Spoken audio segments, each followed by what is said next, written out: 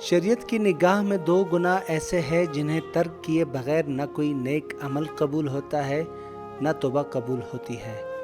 پہلا شرک اور دوسرا بدعت۔ شرک کے بارے میں رسول اللہ صلی اللہ علیہ وسلم کا ارشاد مبارک ہے، اللہ تعالیٰ بندے کے گناہ معاف کرتا رہتا ہے جب تک اللہ تعالیٰ اور بندے کے درمیان پردہ حائل نہیں ہوتا۔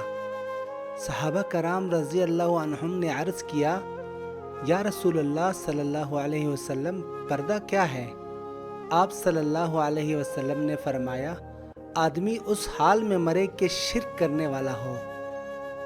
بدعت کے بارے میں رسول اللہ صلی اللہ علیہ وسلم کا ارشاد مبارک ہے، اللہ تعالیٰ بدعتی کی توبہ قبول نہیں فرماتا جب تک وہ بدعت ترک نہ کرے۔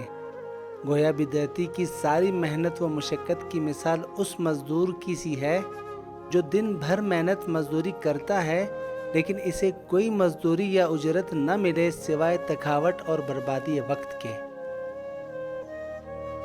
اللہ تعالیٰ شرک اور بدعت جیسے بڑے گناہ سے بچنے کی توفیق عطا فرمائے، آمین یا رب العالمین۔